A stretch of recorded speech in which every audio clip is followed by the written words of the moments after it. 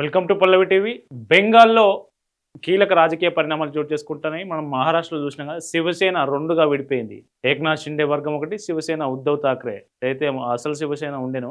So Shiv Sena నుంచి బయటకు వచ్చినటువంటి ఎప్పుడైతే మహావికాస్ అఘాడీతో శివసేన పొత్తు కుదుర్చుకొని ప్రభుత్వం ఏర్పాటు చేసిందో, అప్పుడే ఏక్నాథ్ షిండే నేతృత్వంలోని ఎమ్మెల్యేలంతా 2/3 మెజారిటీ మాకే ఉంది, అసలు శివసేన పార్టీ మాది అని ఎన్నికల కమిషన్ దగ్గర వెళ్ళడం, దాని మీద సుప్రీంకోర్టు మీద కేసులు కావడం.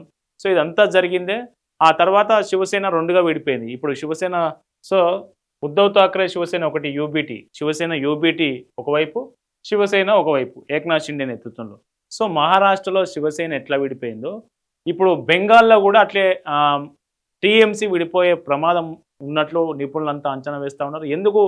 టీఎంసీ ఎందుకు విడిపోతుంది? మమతా బెనర్జీ 3 టర్ముల పాటు ఏకఛత్రాధిపత్యం చేసిన మమతా బెనర్జీకి ఎందుకు ఈ పరిస్థితి వచ్చింది? మమతా బెనర్జీ నాయకత్వాన్ని అక్కడ ఎమ్మెల్యేలు ఎందుకు ఒప్పుకోలేకపోతా ఉన్నారు? సో ఏం జరుగుతుంది టీఎంసీలో, పశ్చిమ బెంగాల్లో ఏం జరుగుతుంది, అక్కడ రాజకీయ పరిణామాలు ఏంటనేది ఈ వీడియోలో చూద్దాం.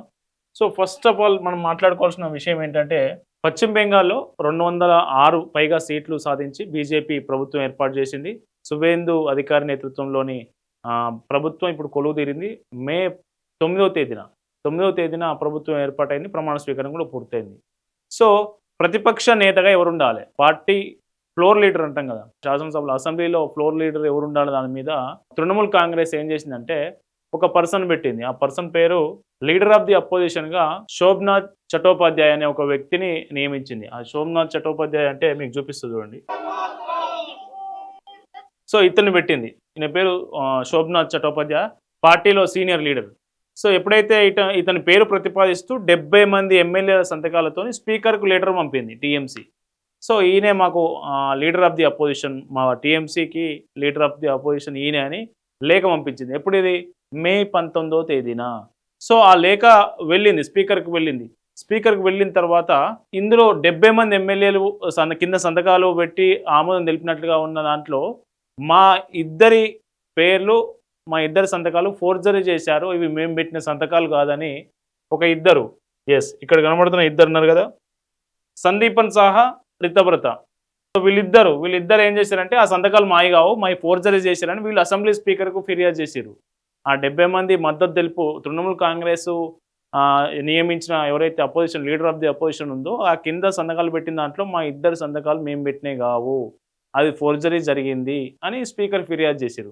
స్పీకర్ ఫిర్యాదు చేయగానే స్పీకర్ ఏం చేసిండు, చూసిండు. ఎప్పుడైతే ప్రమాణ స్వీకారం చేసినప్పుడు వాళ్ళు పెట్టిన సంతకాలకు ఇప్పుడు ఈ లేఖలో ఉన్న సంతకాలకు డిఫరెన్స్ కనిపించింది స్పీకర్కు.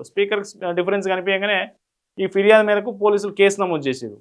కేసు నమోదు కాగానే సిఐడి కూడా ఆ కేసును టేకప్ చేసి దీని మీద విచారణ ప్రారంభించింది. ఒకవైపు విచారణ నడుస్తూనే ఉంది. సో ఎప్పుడైతే వీళ్ళు ఆ సంతకాలు మాయగావని ఫిర్యాదు చేసిరో టీఎంసీ వీళ్ళిద్దరిని సస్పెండ్ చేసింది, పార్టీ నుంచి సస్పెండ్ చేసింది, సందీపన్ సాహా అట్లాగే రితబ్రత. సో వీళ్ళిద్దరూ రితబ్రత బెనర్జీ, సందీపన్ సాహా వీళ్ళిద్దరూ బయటకు వచ్చిన తర్వాత ఆ పార్టీలో చీలికలు మొదలైనవి. సో ఎట్లా మొదలైనవి అంటే, మొన్న ఇటీవల మనకు లీడర్ ఆఫ్ ది అపోజిషన్ను నిర్ణయించడానికి పార్టీ ఓడిపోయిన తర్వాత పార్టీ ఎట్లాంటి వైఖరి అనుసరించాలి, నెక్స్ట్ బెంగాల్లో మనం ఏం చేయాలి, ప్రతిపక్ష పార్టీగా ఎట్లా ప్రధాన పాత్ర పోషించాలని ఇట్లాంటి అన్ని వివరాలు మాట్లాడుకోవడానికి మమతా బెనర్జీ ఒక మీటింగ్ పెట్టింది. మీటింగ్ పెడితే కేవలం 10 మంది ఎమ్మెల్యేలు హాజరయ్యారు. సో మొత్తం ఉన్నదంతా 80 మంది ఎమ్మెల్యేలు ఉంటే అలా కేవలం 10 నుంచి 15 మంది హాజరయ్యారు. సో మిగతా ఎమ్మెల్యేలు అందరూ డుమ్మా కొట్టిరు. సో అప్పుడు ఆ డుమ్మా కొట్టిన పరిస్థితుల్లో మమతా బెనర్జీ ఏం చేసిందంటే ఆ మీటింగ్ క్యాన్సిల్ చేసింది. సో ఎందుకు ఎమ్మెల్యేలు అంతా డుమ్మా కొట్టిరు అనేది ఫస్ట్ అక్కడ ఈ మమతా బెనర్జీకి దూరంగా ఎమ్మెల్యేలు ఉండడం అక్కడ మొదలైంది. సో అది మొదలైంది కదా. రీసెంట్గా మనం చూడొచ్చు, మీకు వీడియో చూపిస్తా. రీసెంట్గా అసెంబ్లీలో ఒక అంశం మీద అసెంబ్లీ ఆవరణ నిరసన తెలుపుతూ ఉంటే 80 మంది ఎమ్మెల్యేలు దాదాపు 20 మంది హాజరయ్యారు, దాదాపు ఇంకా 60 మంది గైర్హాజరయ్యారు.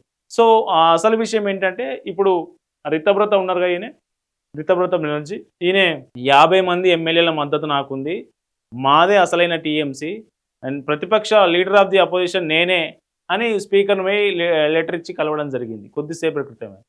సో మొత్తానికి టీఎంసీలో చీలిక మొదలైంది. ఈ 50 మంది ఎమ్మెల్యేలు ఎవరైతే ఉన్నారో 50 మంది ఎమ్మెల్యేలు 2/3 మెజారిటీ మాకే ఉంది.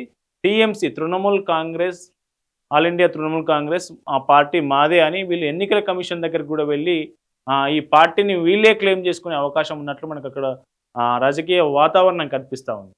ఇటీవల చేసిన ప్రొటెస్టుకు ఎంతమంది ఎమ్మెల్యేలు హాజరయ్యారో మనం చూడొచ్చు ఒకసారి.